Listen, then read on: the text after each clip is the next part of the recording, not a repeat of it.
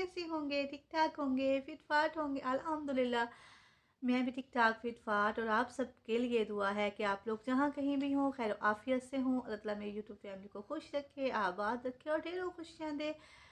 आज मैं आप लोगों के साथ शेयर करने वाली हूँ कि मुझे मेरे हस्बैंड साहब ने कौन-सा गिफ्ट दिया है और शादी के बाद उन्होंने एनिवर्सरी पे मुझे कब-कब गिफ्ट दिया है, वो भी शेयर करूँगी।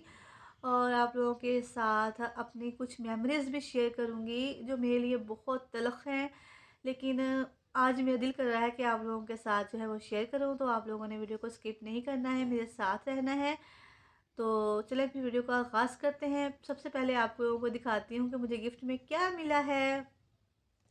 एनिवर्सरी वाले दिन हस्बैंड साहब ने मेरे लिए स्पेशल टाइम निकाला और मुझे लेके गए बाहिर मेरे पसंद का गिफ्ट लेने के लिए। और मैं इनका बहुत ज़्यादा शुक्रिया अदा करती हूँ कि उन्होंने मेरा ख़्याल रखा। तो कभी ना कभी तो इंसान को ख़्याल आ ही जाता है ना। तो मुझे याद है कि जब से हमारी शादी हुई है, ये दूसरा गिफ्ट दिया है मेरे हस्बैंड साहब ने एनिवर्सरी पे मुझे। पहली दफ़ा उन्होंने मुझे सूट लेके दिया था, लॉन का ब्लैक कलर का था और मैं इतना खुश हुई थी और मैंने उस सूट को तकरीबन 3-4 साल बड़ा सँभाल के रखा कि मेरे हस्बैंड साहब को एनिवर्सरी याद थी, उन्होंने मुझे गिफ्ट लेके दिया था और उसके साथ गुलाब का फूल लेके दिया था और ये काफ़ी देर तक मेरी डायरी में पड़ा रहा। तो अब आप लोगों के साथ शेयर करती हूँ कि यहाँ पे सब्जियों के रेट बहुत ज़्यादा थे। हम लोग तो हैरान ही रह गए, ये मलयालपुर गैलरिया है और इंतहाई महँगा है। बस हम लोग यहाँ चले तो गए लेकिन फिर जल्दी से हमने कहा कि चलो चलो भागो यहाँ से, यहाँ पे हमारी दाल नहीं गलती। तो यहाँ पे ये है जी, सूट मैं देख रही थी, हस्बैंड साहब कह रहे थे अपने लिए सूट ले लो और मुझे समझ नहीं आ रहा था क्योंकि मैं अकेली थी, मेरे साथ मेरी सिस्टर्स हों तो मुझे फिर पता हो जा चल जाता है कि कौन-सा सूट लेना है। अकेले बंदे को समझ नहीं आती कौन-सा लूँ, कौन-सा ना लूँ, तो मैं देख रही थी। तो मैंने कहा चलो मैं आप लोगों के साथ भी शेयर कर दूँ। इनमें से आपको कौन-सा अच्छा लगा है?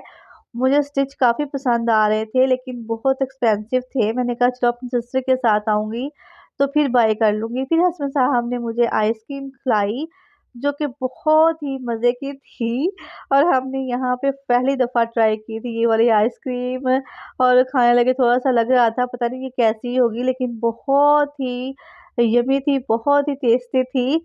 तो फिर हम लोगों ने थोड़ी-सी यहाँ पे बातें की अपने दिल की। कुछ बातें ऐसी होती हैं कि इंसान कभी-कभी कह पाता है, तो कभी-कभी कह देनी चाहिए अपने दिल की बातें। तो यहाँ पे हम लोग साथ-साथ बातें भी कर रहे थे और साथ-साथ में हम लोग जो है वो आइसक्रीम भी एन्जॉय कर रहे थे। और यहाँ पे जी हम लोग गिफ्ट लेने के लिए आ चुके थे इम्तियाज़ मॉल में। तो जो मुझे मिलना था, मेरी पसंद का ही मिलना था। तो यहाँ पे हम लोग देख रहे थे और ये फ्रिज मुझे बहुत ही ज़बरदस्त लग रही थी, इसका कलर भी काफ़ी अच्छा था।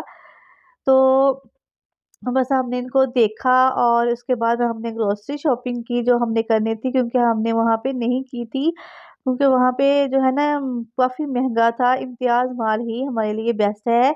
और ये जी जो मुझे गिफ्ट मिलना था घर में आ चुका था और मेरे हस्बैंड साहब खुद ही जाके फिर लेके आए थे और ये है जी पेल की जो है वो सबसे बड़ी फ्रिज माशाल्लाह माशाल्लाह से फुल साइज़ की। मेरे पास पहले 2 फ्रिज थी छोटी वाली, तो दोनों चलती थी, फिर बिल काफ़ी ज़्यादा आ जाता था, तो मुझे था कि मैं ना बड़ी वाली जो है ना फ्रिज ले लूँ।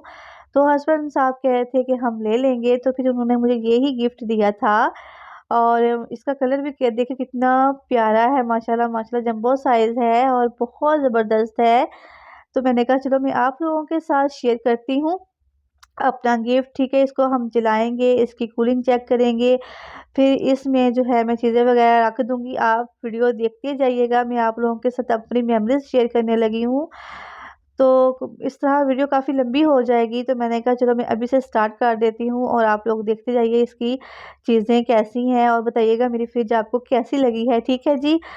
कुछ टाइम, कुछ पल, कुछ वक़्त, तल्ख़ हकीकतें जो आपके साथ गुज़री होती हैं, बेशक आपको जितनी मर्ज़ी खुशियाँ मिल जाएँ, जितना मर्ज़ी आपकी ज़िंदगी में सुकून हो, आपकी ज़िंदगी में हर चीज़ हो, लेकिन आपके पास वो बीते हुए लम्हे हमेशा जो है ना आपके पास रहते हैं, आपको नहीं भूलते।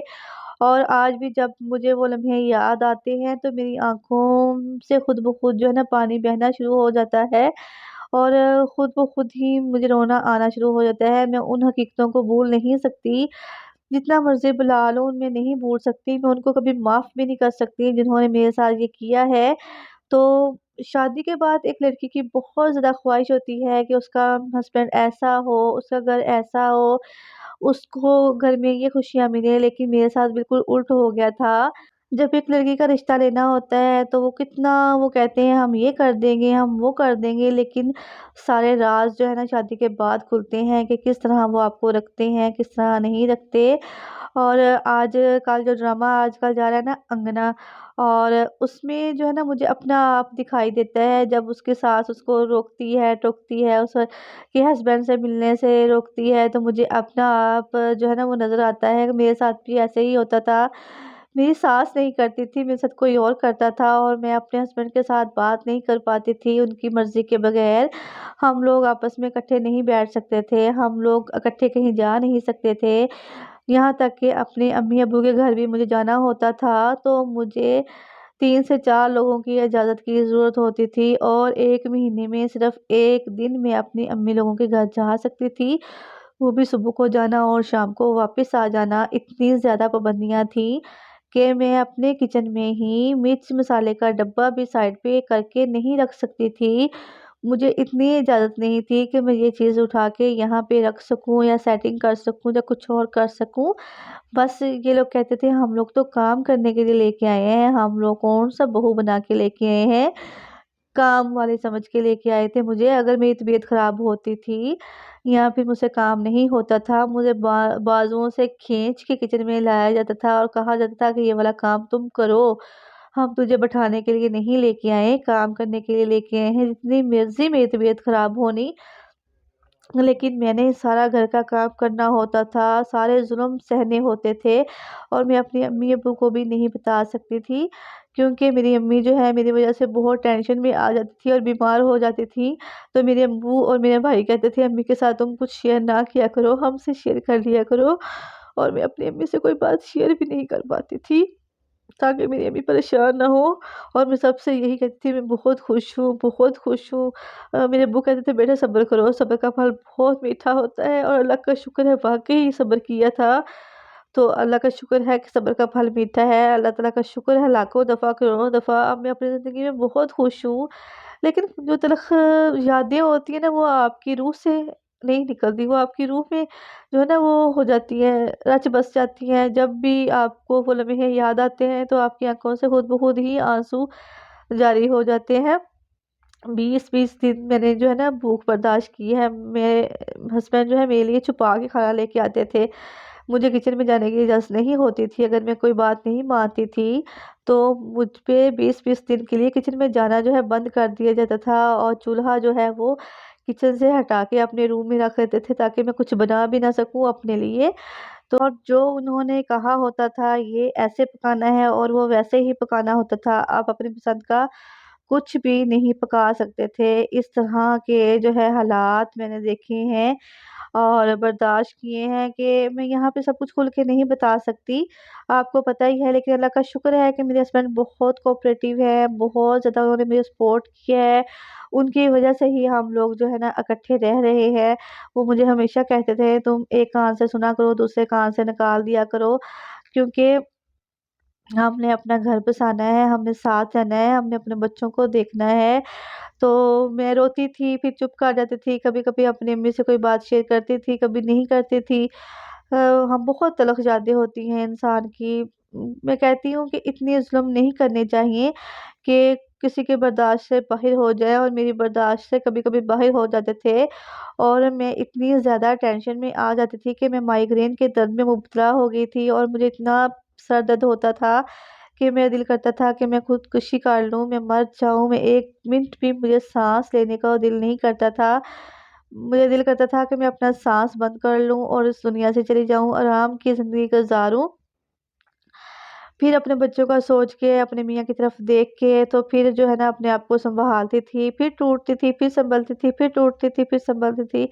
इस तरह टाइम गुज़रता रहा, सब कुछ बर्दाश्त होता रहा और अल्लाह का शुक्र है आज सब कुछ ठीक है। मेरे हस्बैंड मेरे साथ हैं, मेरे बच्चे मेरे साथ हैं। सब्र का फल मीठा होता है और सब्र का फल कभी आएगा नहीं जाता।